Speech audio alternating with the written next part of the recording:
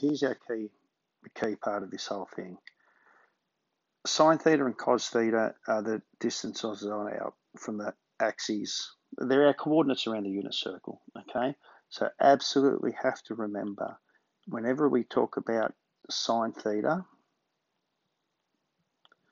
we're referencing the y coordinate. And x is equal to cos theta. Don't forget, there's the y there. That's the opposite side. There's the adjacent side. Okay, so all you really need to do when we're thinking about our exact values is that's 0, 90, 180, 270, back to 360, or 0, pi on 2, pi, 3 pi on 2, 2 pi. So it's just visualizing where we are on our axis and stating whether it's the x or the y coordinate. For example, cos of 0. Well, cos is the x value. At 0 degrees, my x coordinate is at 1. Okay, sine of 0. Well, sine is the y value, and at 0, we're at the point 1, 0, so sine is 0. At pi on 2, my x coordinate is 0. At pi on 2, my y coordinate is 1. At pi, the x coordinate is negative 1. The y coordinate is 0. 3 pi on 2, down here at the bottom of the axis, the x coordinate is 0. The y coordinate is negative 1. Back to 2 pi is back to the starting point. At 2 pi, the x coordinate is 1. The y coordinate is 0. Okay, so you just have to remember where we are on the axis. All right, so same sort of thing. Negative, if we've got a negative, we just work our way around the unit circle. So remember, negative direction is back around clockwise, I should say.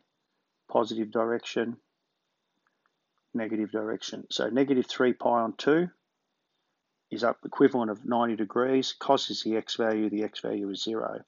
Sine of negative pi on 2, negative pi on 2 is down at the bottom. The sine value there is equal to negative 1. 5 pi on 2, well, even if you count them, sort of 1 on 2, 2 on 2, 3 on 2, 4 on 2, 5 on 2 is back at pi on 2, which is the same as pi on 2, and sine at that point is 1. 9 pi on 2, it's the same as 4 pi plus pi on 2, so 4 pi just gets me back to the starting point. Pi on 2 is up at the top of the axis where sine is equal to 1. 27 pi. Well, think about where the odd and the even pi's are. All the odd ones over here, pi, 3 pi, 5 pi, etc. So 27 pi is equal to the same as pi, and cosine there, the x value is negative 1. All right. That leads us into tan. So again, two ways we can think of tan. Tan is in fact the ratio of sine over cos. So you can think of what your sine value is, what your cos value is, and then just do the division. Or tan theta, if we have it comes from a tangent line, touching my unit circle, and tan measures the distance up that line. So that there is the distance of tan theta. That's why if we think about pi on 2 and 3 pi on 2, those two lines are parallel, and so they never meet, so tan theta is undefined. All right. Our trig ratios, properties, symmetry properties. All right, so we can give it the old all stations to central, or whatever we want to call it. Just think about the x and y coordinates. X and y coordinate are all positive. X is greater than 0, the y is greater than 0. Over this side, the x coordinate is negative, the y coordinate is positive. So that makes cos negative, sine positive. Down here, x is less than 0 and y is less than 0. That point there is the point negative 1, negative 2. Everything's less than 0. And over here, the x is greater than 0, the y is less than 0. So for me, that's how I go about it. Just remembering the x and the y coordinate, where they're positive, where they're negative. Okay. I guess this helps us really just solve tech-free a little bit of some of our equations.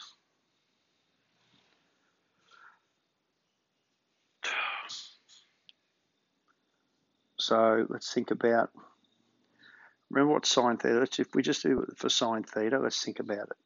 Sine theta is that height there. Yeah? That's equal to sine theta. That same height is that length there. That's also sine theta. But our angles are always measured from the origin, from that line, around.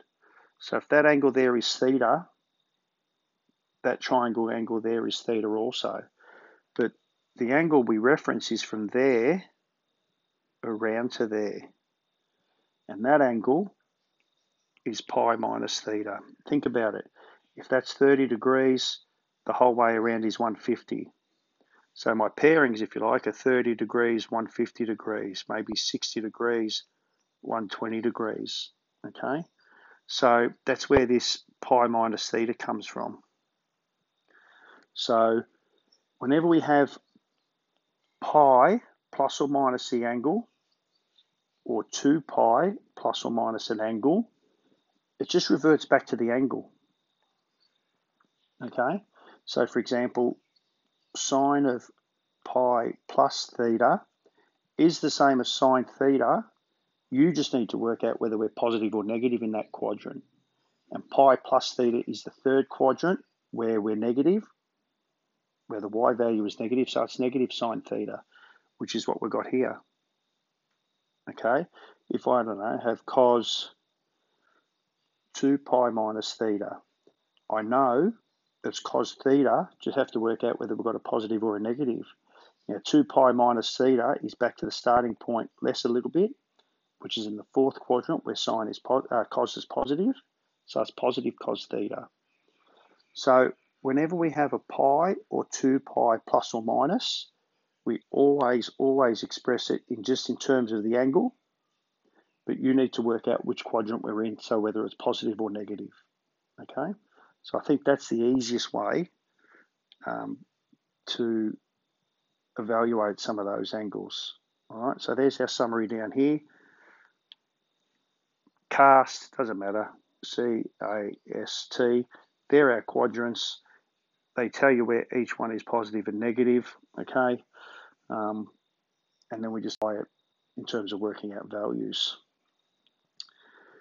Exact values, boys, there's a number of ways. You know, people use knuckles and they count forward, backwards, and, you know, count fingers and root 3 on 2 and all the rest of it. You either memorize the table or you memorize those two triangles up there. Okay, so those two triangles, that's just the standard right angle triangle, a 1, 1. So it's a isosceles triangle, and from Pythagoras' theorem, that length there is root 2.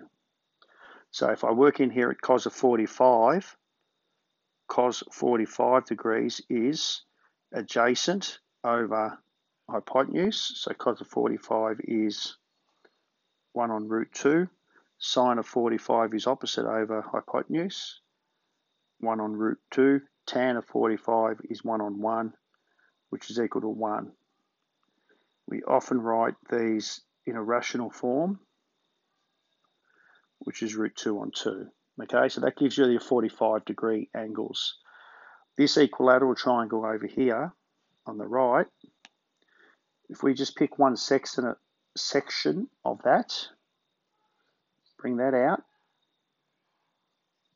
Okay, we know that that's right angle. That's a 30. That's a 60 because we split it in half. That length was 2, that length is 1. From Pythagoras, 2 squared minus 1 squared will equal, I'll put an x there, x squared. So 3 is equal to x squared, x is equal to root 3.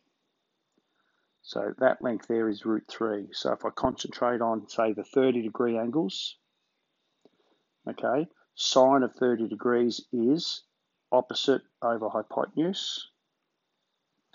Cos of 30 degrees is adjacent over hypotenuse.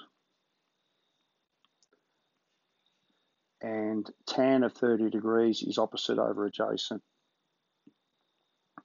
Do the same thing for my 60-degree angle now.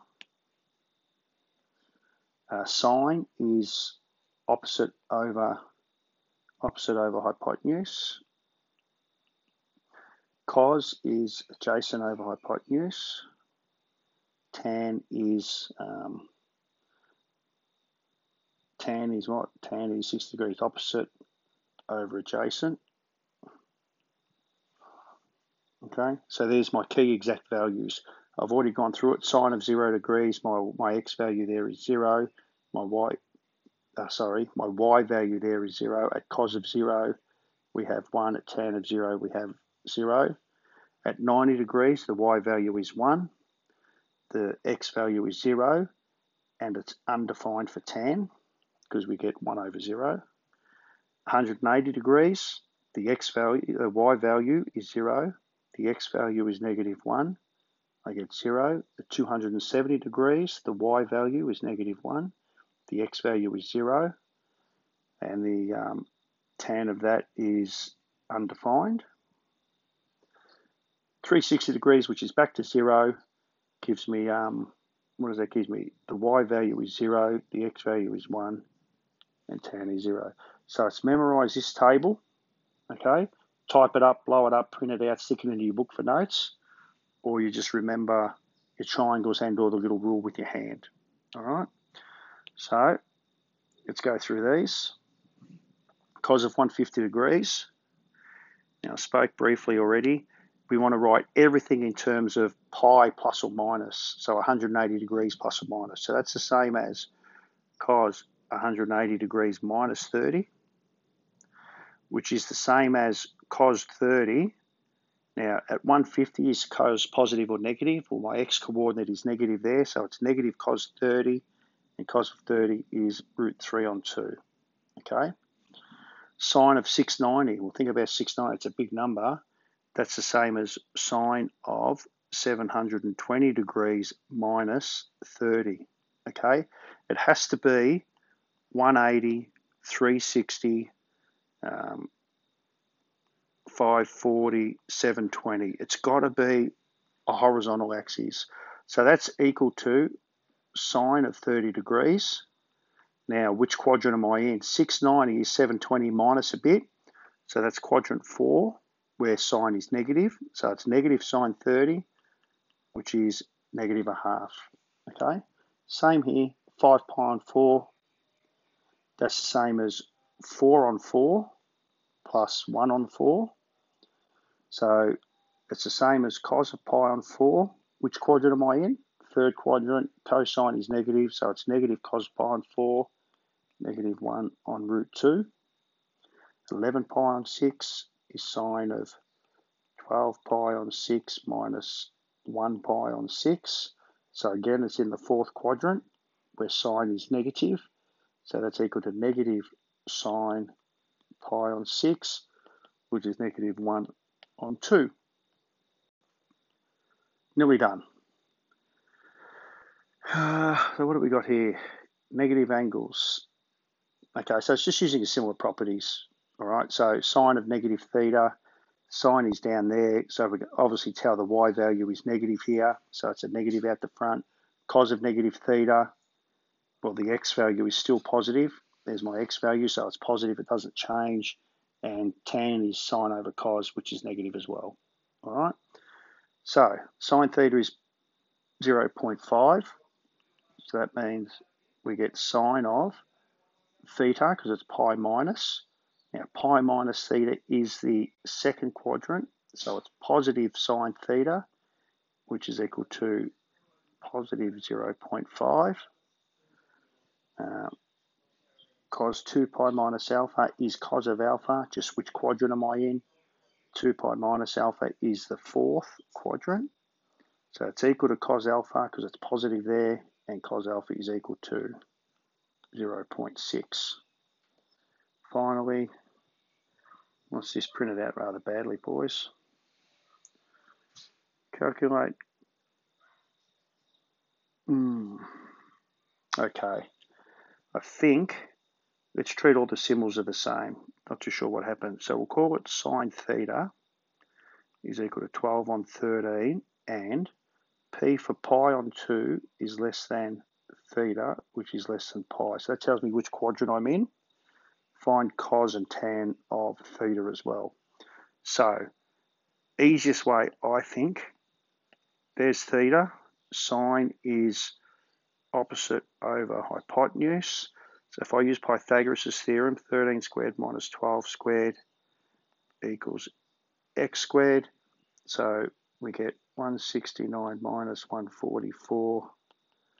So x is in fact 5. So that length there is 5.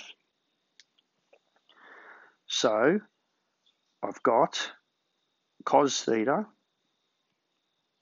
is equal to adjacent over hypotenuse, which is 12 over 13. The only thing I have to do is think about which quadrant I'm in. That quadrant there is this one here. Okay, and cos is negative there, so it's negative 12 on 13. Do the same thing for tan. Tan theta equals opposite over adjacent. Which quadrant am I in? Second quadrant, where tan is negative, so it's actually equal to negative 12 on 5. All right, fair bit in that, lads. Work through, revision. Doesn't mean we were smashing it last year, but practice that over the break.